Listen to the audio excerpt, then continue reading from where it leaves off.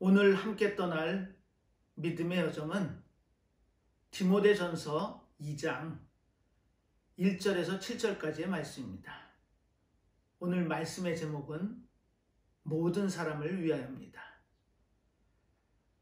사도 바울은 자신이 3년여 동안 사역했던 에베소 교회를 떠나 마게도냐로 향합니다. 그리고 이 에베소 교회를 교리에 밝고 자신의 참아들로 생각했던 디모데에게 맡기죠.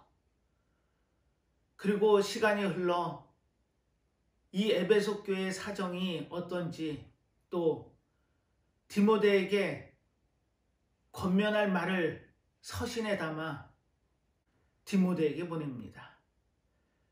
오늘 보는 본문에는 이렇게 기록을 하고 있죠.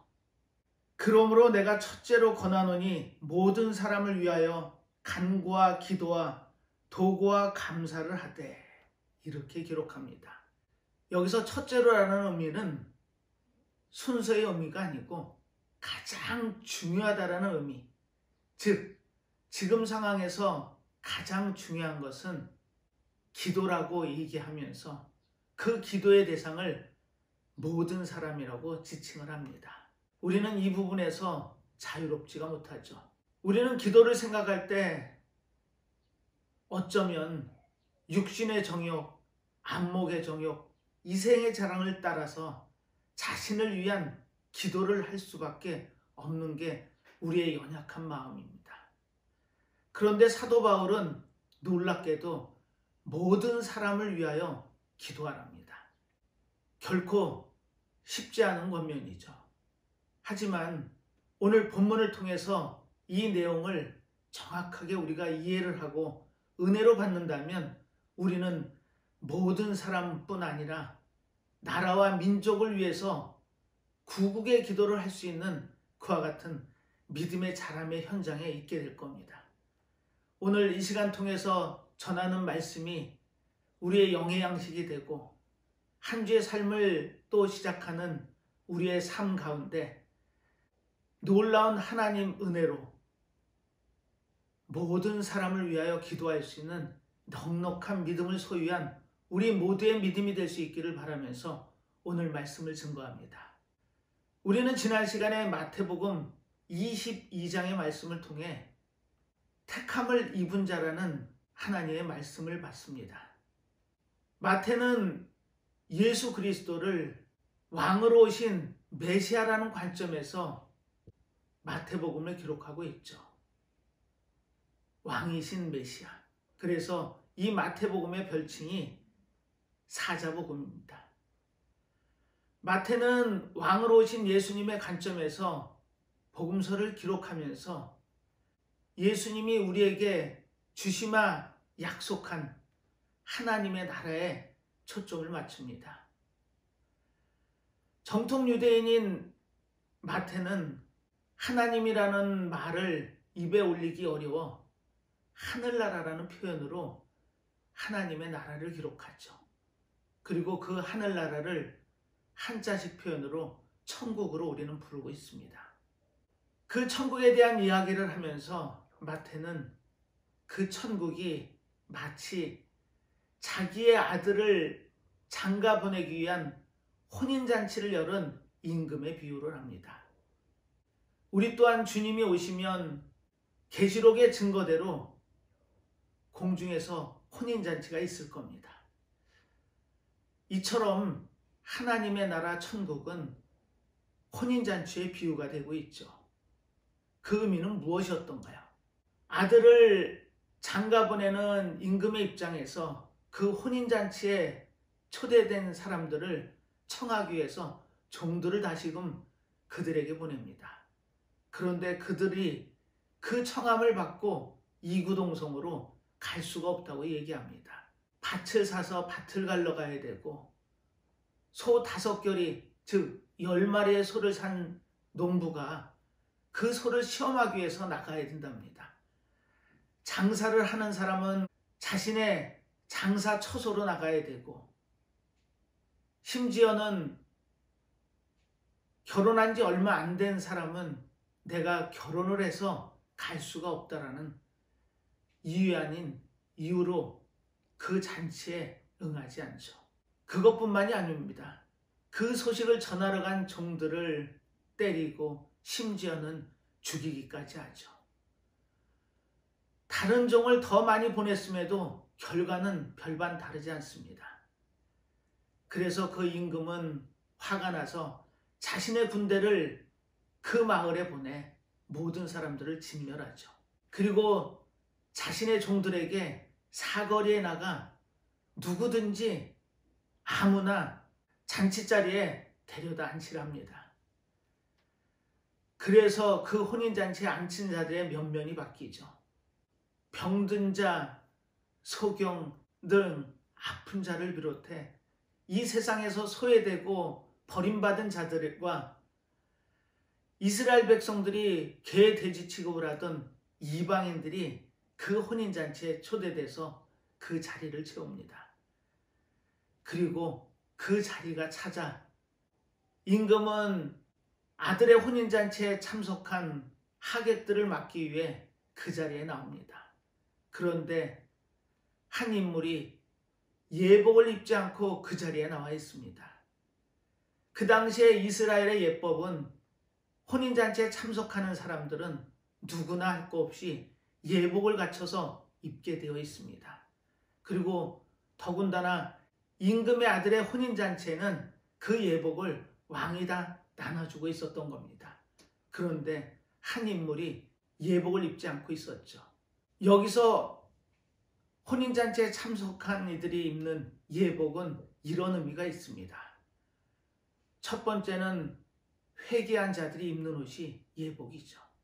두 번째는 믿음이 있는 자들이 입는 겁니다.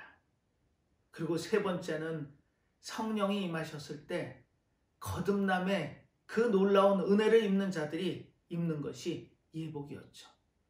네 번째는 하나님의 말씀 따라 사는 자가 입는 것이 예복입니다. 그리고 다섯 번째는 죄에서 죽고 그리스도와 함께 영원히 사는 자가 예복을 입을 수 있습니다. 여섯 번째는 예수 그리스도께까지 자라는 자가 입는 것이 예복이죠. 그리고 일곱 번째는 십자가에 자신을 죽이고 예수님을 따르는 자가 입는 것이 예복입니다.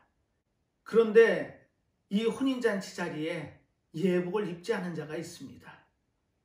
임금으로부터 책망을 듣죠. 그렇다면 그 예복을 안 입은 것에 대한 사과를 하고 예복을 입는 것이 맞을 겁니다. 하지만 예복을 입지 않고 유구무원으로 앉아있던 그 자는 종들에 의해 들려 바깥 어두운 데로 내어 쫓겨 슬퍼하며 이를감이 있다라고 마태는 기록하고 있죠. 그렇습니다. 우리는 그 임금이 베푼 혼인잔치에 들어가야 되는 하나님의 자녀의 백성입니다.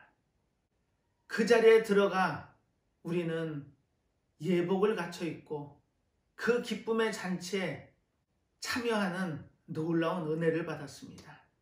하지만 그 예복을 입지 않았다는 그 인물 한 사람은 아마 혼인잔치에 청함을 받았을 때 택함을 잊지 못한 자의 표본일 겁니다. 사랑하는 믿음의 성도 여러분, 우리는 아들의 혼인잔치에 초대받은 예복을 입은 자의 삶을 살아야 됩니다. 그 잔치자리에서 모든 고통이 사라지고 아픔과 죽음도 없는 영원한 기쁨과 소망의 삶을 약속받을 수 있는 그 혼인잔치에 예복을 입지 않는 자로 택함을 받지 못하는 그 자리에 있다면 아마 그 혼인잔치가 나의 혼인잔치가 될 수 없음을 깨닫게 될 겁니다. 우리의 삶이 예복을 준비하고 그 혼인잔치의 기쁨으로 나아가 청함을 받은 자로 남는 것이 아니라 택함을 입는 자의 그 삶으로 들어가 나의 혼인잔치로 그 잔치를 맞을 수 있는 믿음의 삶의 여정을 살기를 간절히 바라면서 오늘 말씀을 증거하도록 하겠습니다. 오늘 본문의 시작은 디모데전서 2장 1절에서 시작합니다. 사도 바울은 디모데에게 이 목회 서신을 쓰면서 모든 사람을 위하여 기도하라는 권면을 하죠. 오늘 그 의미를 찾아봅니다. 모든 사람을 위하여 기도한다. 참 쉬운 의미는 아닐 겁니다. 우리는 기도를 할 때 자신의 문제, 또 내 가족, 교회 공동체를 위해서는 기도할 수 있지만 모든 사람을 위해서 기도한다는 건 결코 쉬운 일이 아닙니다. 그런데 그 놀랍게도 모든 사람에게 포함되는 면면을 본다면 사도 바울의 권면이 결코 쉬운 권면은 아니라는 걸 우리는 알 수 있습니다. 1절에 보면 모든 사람을 위하여 간구와 기도와 도구와 감사를 하랍니다. 그리고 4절에는 더더욱 놀라운 하나님의 말씀이 기록되어 있죠. 4절을 먼저 봅니다. 하나님은 모든 사람이 구원을 받으며 진리를 아는 데 이르기를 원하시느니라. 우리는 이 내용을 지난주 택함을 입은 자에서 말씀 중에 본문의 예를 들었습니다. 하나님께서는 모든 사람이 구원받기를 원하신다고 사도 바울은 디모데 전서에 기록하고 있죠. 여기서 모든 사람들의 의미가 무엇일까요? 우리는 이 부분을 잘못 오해하면 하나님께서 모든 사람을 구원하시겠다라는 약속으로 오해할 수 있습니다. 하지만 성경 어디에도 모든 사람을 구원하시겠다라는 약속은 없습니다. 하나님의 사역의 방향은 분명하시죠. 나의 백성, 나의 사람을 구원하시겠다는 약속을 주신 책이 성경임을 우리는 압니다. 그렇다면 왜 바울은 모든 사람을 위하여 기도하라고 했을까요? 이 모든 사람의 의미에서 잘못 오해하면 만인 구원론에 빠질 수도 있습니다. 하지만 여기서의 모든 사람의 의미는 사도 바울이 기록한 1장의 내용을 조금만 이해한다면 우리는 쉽게 그 모든 사람들의 의미를 알 수 있습니다. 디모데전서 1장 3절에는 이렇게 기록을 하고 있죠. 내가 마게도냐로 갈 때 너를 권하여 에베소에 머물라 한 것은 어떤 사람들을 명하여 다른 교훈을 가르치지 말며, 이렇게 기록이 되어 있죠. 다른 교훈, 잘못된 교훈, 잘못된 복음이 있답니다. 그 잘못된 복음을 전했던 대표적인 부류가 영지주의자들이었죠. 이 에베소 교회는 사도 바울이 3년여 동안 사역했던 사역지입니다. 하지만 이 에베소라는 도시가 어떤 도시든가요?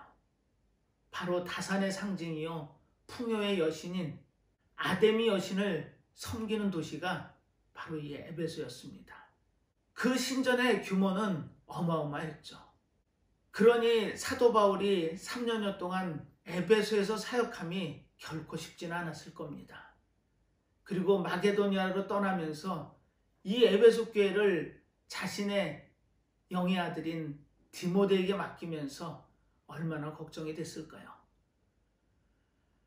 로마의 감옥에 갇혀있다 잠시 풀려나서 그 헬라 지역을 돌아보던 사도 바울이 디모데에게 모든 사람을 위하여 기도하라는 권면을 담고 있었습니다. 이처럼 그 의미를 살펴보면 에베소에 팽배했던 영지주의와 율법주의가 하나님의 바른 복음을 전하는데 걸림돌이 됨을 사도 바울은 알았던 겁니다. 4절의 증언을 보면 이렇죠. 신하와 끝없는 족보에 참념치 말게 하려 함이라. 이런 것은 믿음 안에 있는 하나님의 경륜을 이름보다 도리어 변론을 내는 것이라. 이렇게 기록이 되어 있습니다. 여기서 신하가 나오죠. 허황된 얘기입니다.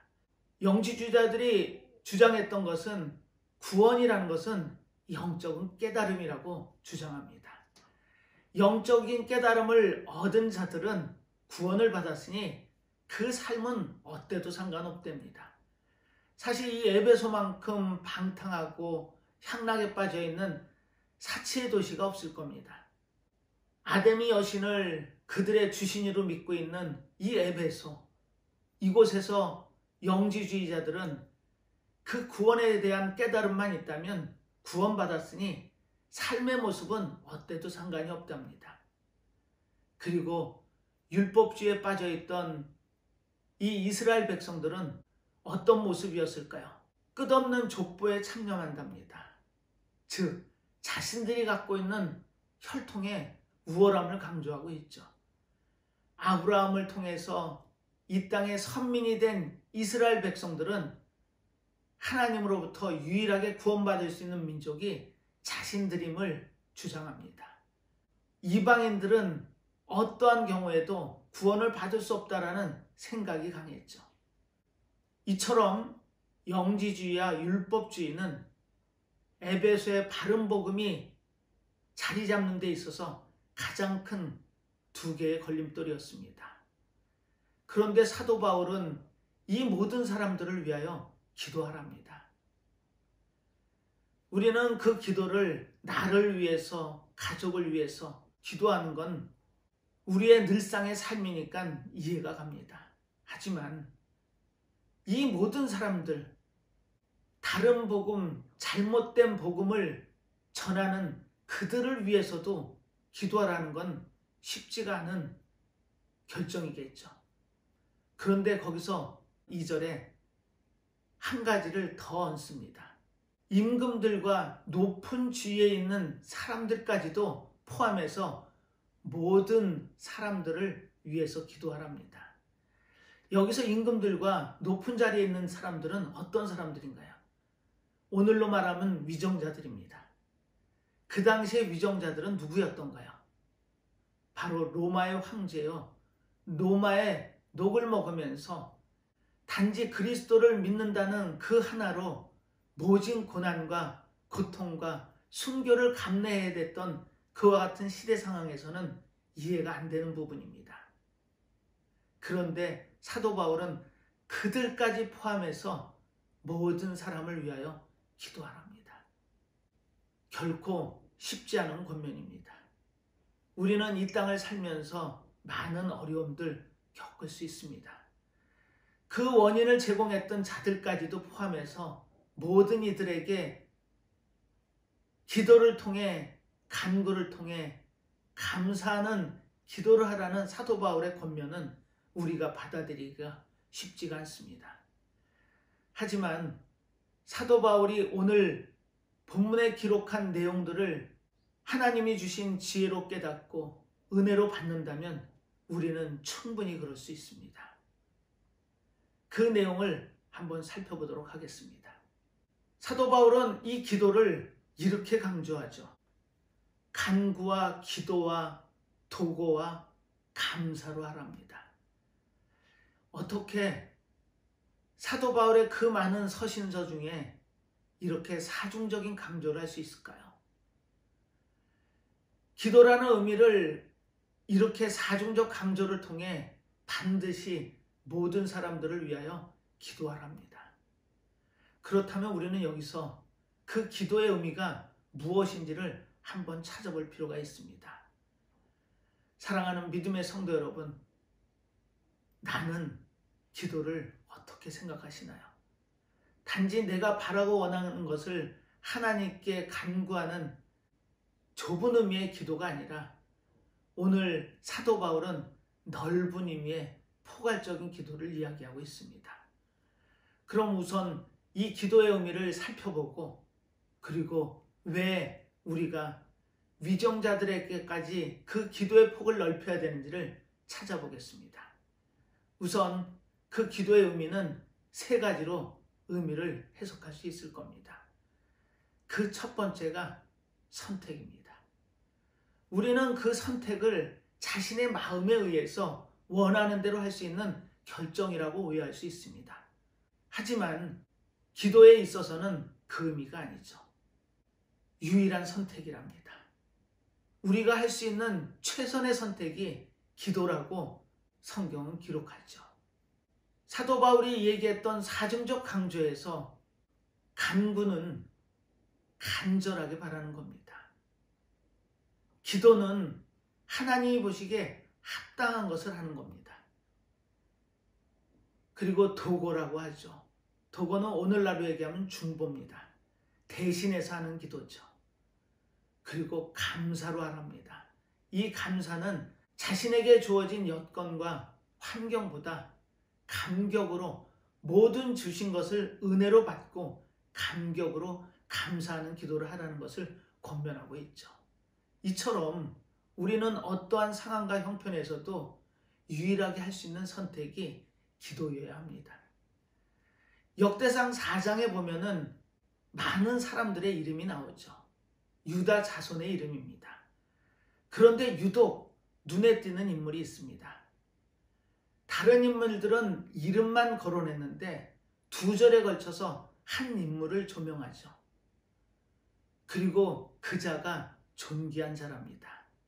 바로 슬픔과 고통이라는 뜻의 이름을 가진 야베스였죠. 아마 그 어머니는 어려움 끝에 야베스를 낳습니다. 그리고 이름을 이 야베스라는 이름으로 지은 것은 슬픔과 고통이 담겨있는 뜻이라는 의미죠. 아마 이 야베스를 낳고 나서 절망이 그 앞을 가리고 있었던 것 같습니다.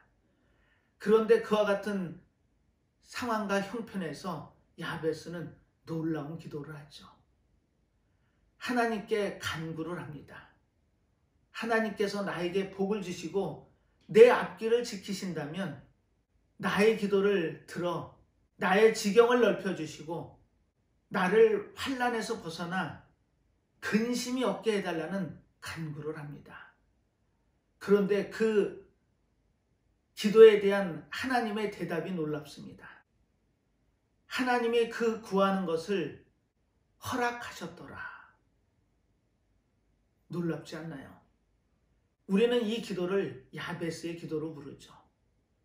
자신의 처한 그 환경이 환난 가운데 있고 어디 기댈 데가 없는 상황과 형편에서도 하나님께 간구를 통해 그 복받음과 도움을 얻어 그 인생을 허락받습니다. 이것이 기도의 의미죠.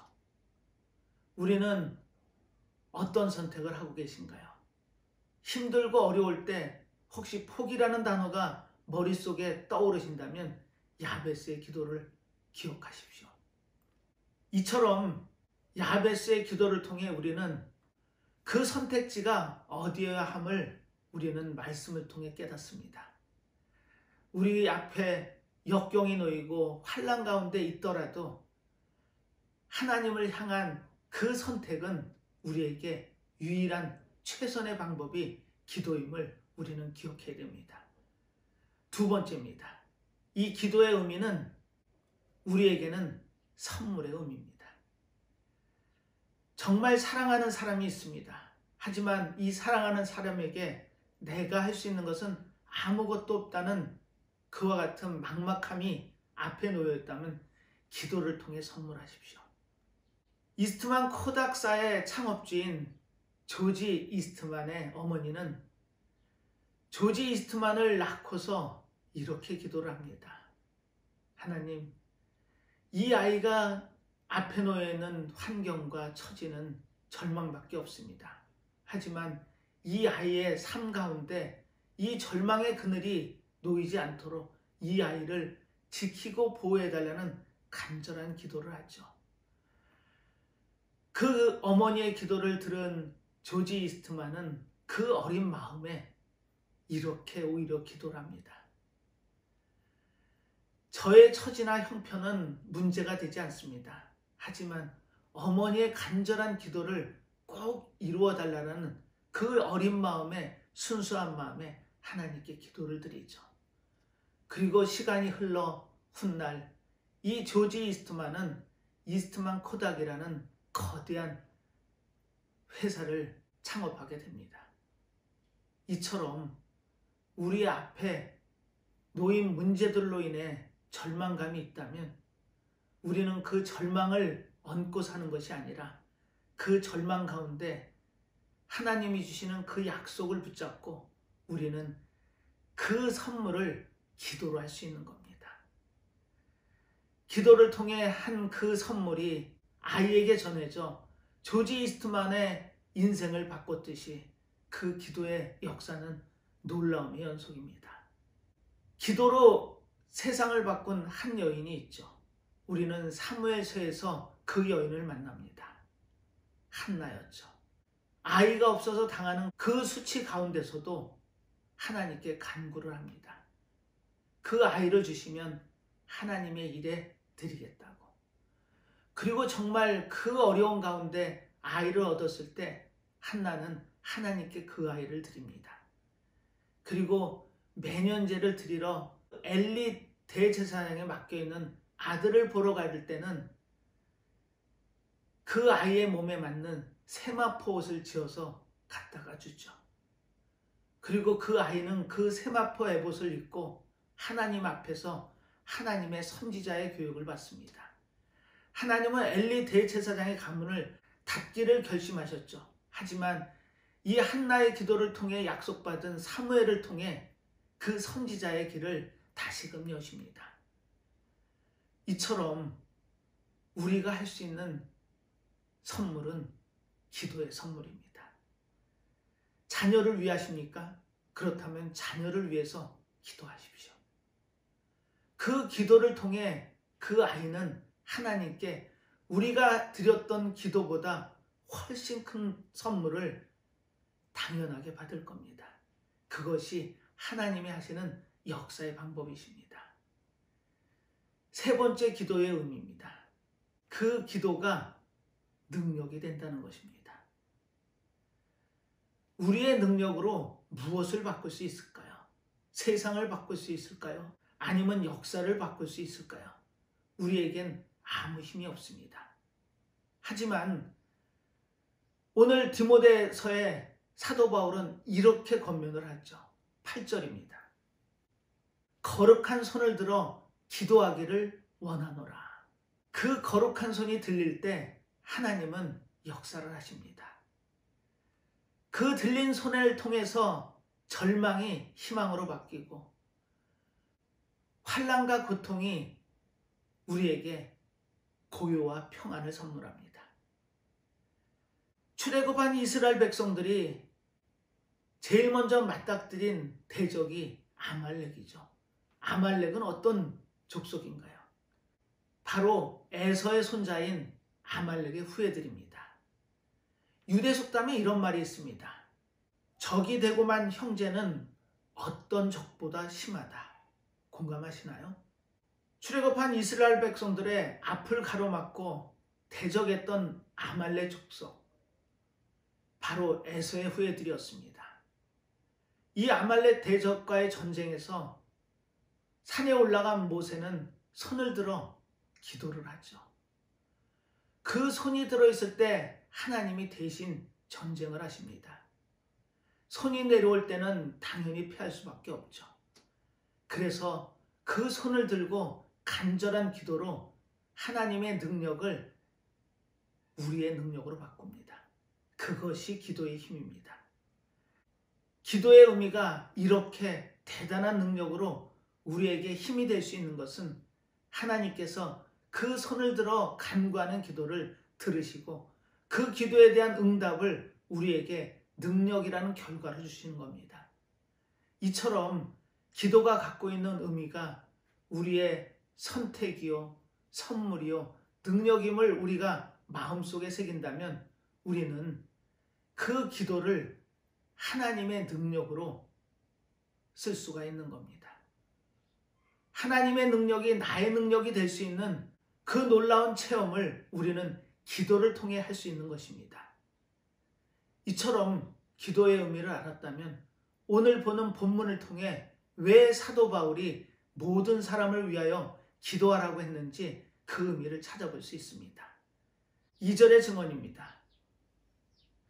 임금들과 높은 지위에 있는 모든 사람을 위하여 하라.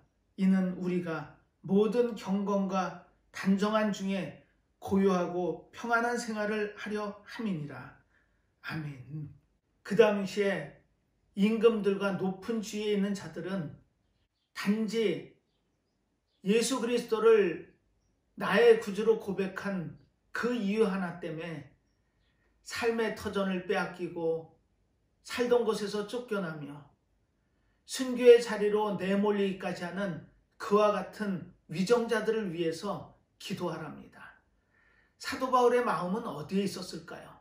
도대체 어떤 이유로 그 핍박하는 자들을 위해서 기도를 하라고 했을까요? 우리는 그 말씀의 단초를 에레미야 29장 7절에서 한번 찾아봅니다. 너희는 내가 사로잡혀 가게 한 그 성읍에 평안하기를 힘쓰고 위하여 여호와께 기도하라. 이는 그 성이 평안함으로 너희도 평안할 것임이니라. 그렇습니다.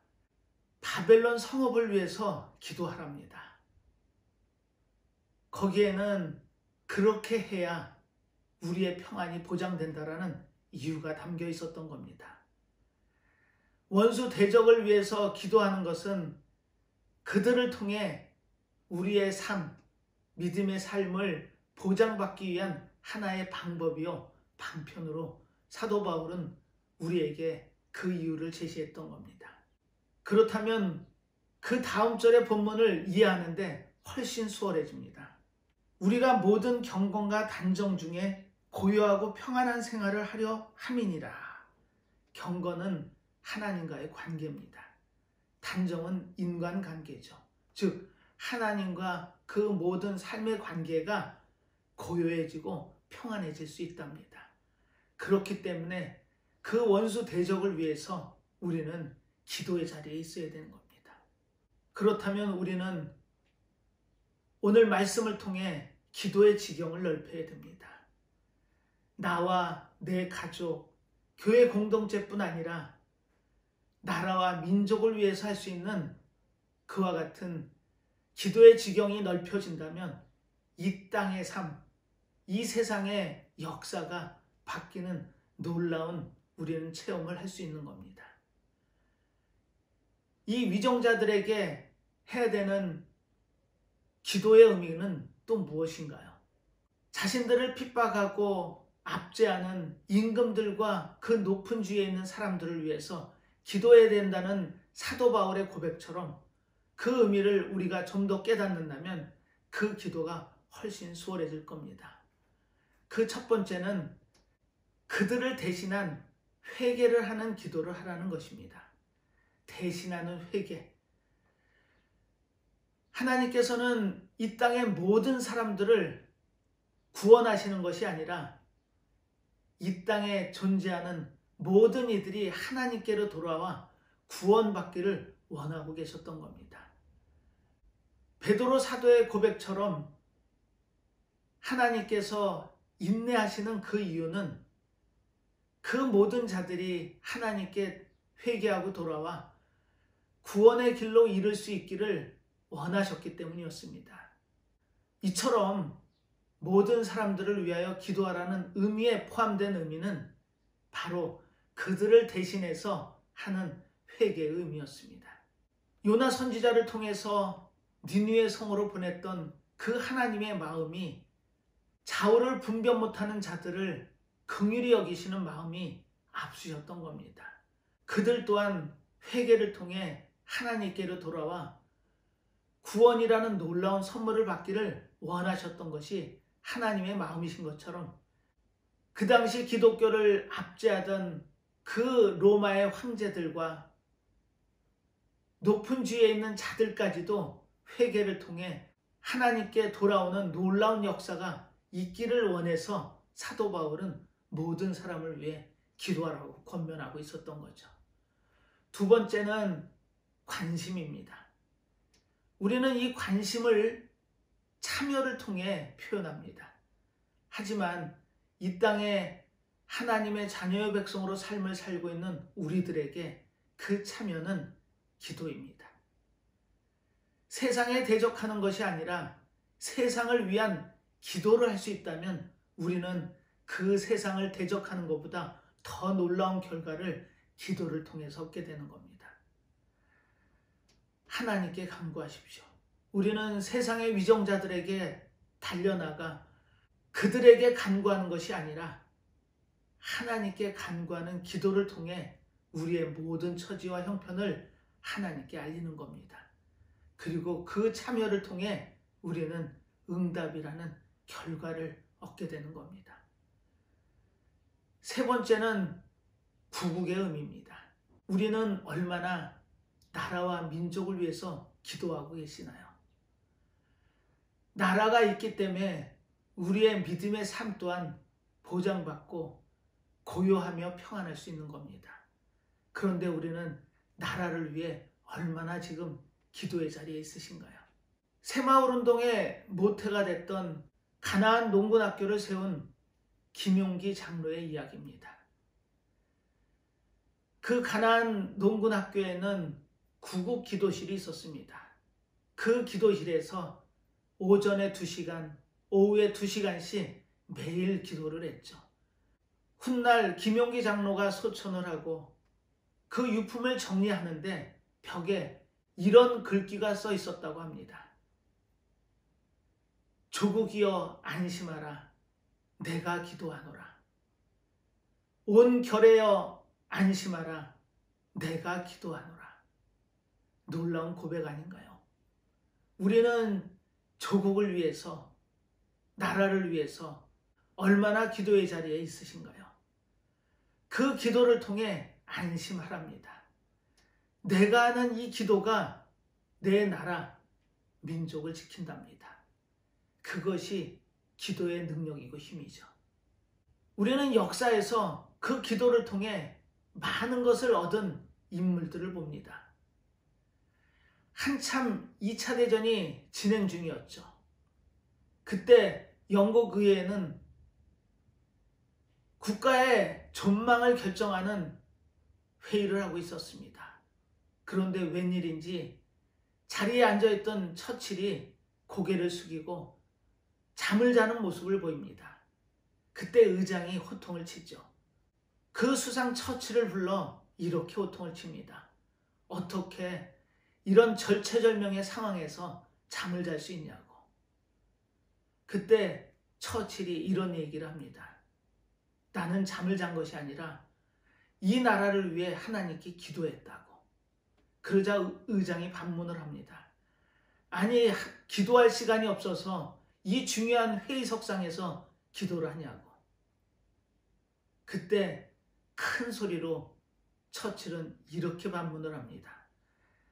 지금보다 더 중요한 기도의 자리가 어디 있겠냐고. 국가의 전망에 걸려있는 이 자리에서 하나님께 간구하지 않는다면 언제 간구하겠냐고.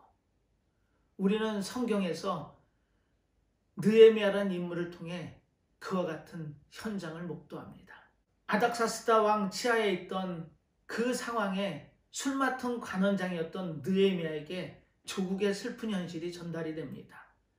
그리고 그 조국을 위해서 4개월 동안 구국 기도를 하죠. 아마 얼굴에 수심으로 나타났을 겁니다.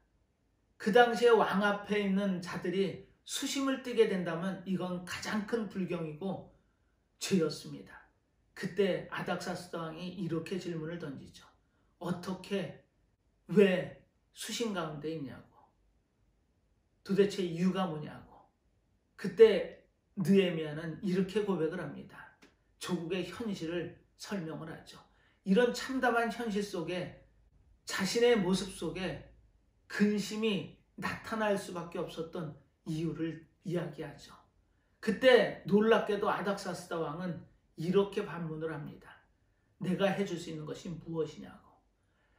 그때 느헤미야는 성경의 증언대로 잠시 하나님께 묵도를 합니다. 그리고 하나님이 주신 그 놀라운 은혜와 지혜로 아닥사스다 왕에게 조국으로 돌아가야 된다는 허락을 득하게 되죠. 바로 기도의 능력입니다. 이처럼 기도를 통해 우리는 나라를, 민족을 구할 수 있는 겁니다. 그 회의의 결과 국가에 유리한 결정이 내려지는 그 자리에서 했던 기도의 의미를 우리는 압니다. 사랑하는 믿음의 성도 여러분, 이 땅의 삶을 살면서 우리는 과연 어느 기도의 자리에 계시나요? 그 기도가 나만을 위한, 우리 가족을 위한, 교회 공동체를 위한 좁은 기도가 아니라 넓은 나라와 민족을 생각하는 구국의 기도가 되어야 됩니다. 사도 바울은 그것이 하나님께 선한 일임을 강조하고 있죠.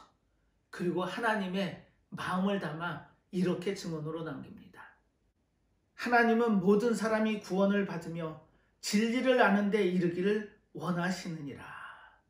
이렇게 오늘 가장 중요한 주제절로 결론을 짓습니다.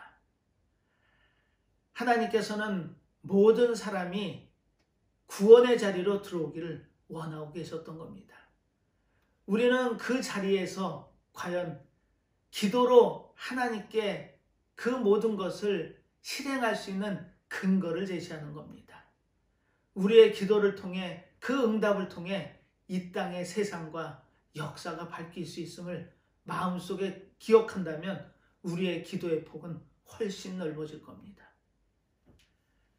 자신의 안위만을 위한 기도가 아니라 나라와 민족을 위한, 안위를 위한 기도를 할 수 있다면 우리는 그 기도의 의미가 훨씬 더 넓어지는 겁니다. 사랑하는 믿음의 성도 여러분, 하루하루의 삶 가운데 우리는 기도의 자리에 있을 때마다 오늘 사도 바울이 권면한 모든 사람을 위하여라는 그 권면을 마음속에 새기고 그 매일의 기도에서 그 모든 사람들을 마음속에 담아 기도의 자리에 있다면 우리의 삶 또한 그 고요함과 평안함이 보장될 수 있는 겁니다. 오늘 주일 예배를 통해 하나님의 주시는 이 놀라운 말씀을 마음속에 새기고 매일매일 삶 가운데 모든 사람들을 위한 기도를 하면서 매일의 삶에서 승리의 삶을 살아내는 믿음의 성도들 다 되시기를 축원하겠습니다. 기도하겠습니다. 하나님 아버지, 오늘도 하나님께서는 놀라운 말씀을 통해 우리의 기도의 지경을 넓히셨습니다. 나만을 위한 기도가 아니라 국가와 민족을 위한 기도를 할 수 있는 넉넉함을 우리들에게 마음속에 담게 하셨습니다. 심지어 그 기도가 대적의 기도가 될 수 있을지라도 그 대적을 위한 기도를 하기를 원하셨습니다. 우리의 기도의 지경이 넓어져 이 땅의 삶과 역사를 바꿀 수 있는 놀라운 결과가 임할 수 있음을 약속하셨습니다. 우리의 매일의 삶 가운데 이 기도의 자리에서 우리의 유일한 선택, 우리가 할 수 있는 선물이 기도임을 고백해 하시고 또한 하나님이 주시는 그 놀라운 능력이 나의 능력이 될 수 있음을 기도의 고백을 통해 우리가 받았습니다. 항상 모든 것을 기도할 수 있는 믿음 가운데 살게 하시고 그 믿음이 자라 모든 사람을 위해서 기도할 수 있는 우리의 넉넉함으로 남기를 간절히 바라고 원하며 모든 말씀 예수님의 이름으로 기도드리옵나이다. 아멘.